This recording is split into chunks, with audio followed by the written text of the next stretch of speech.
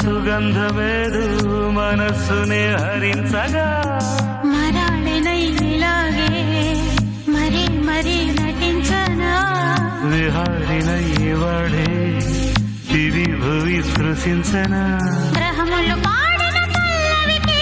జాబిలి ఊగెనులే కొమ్మలు తాకి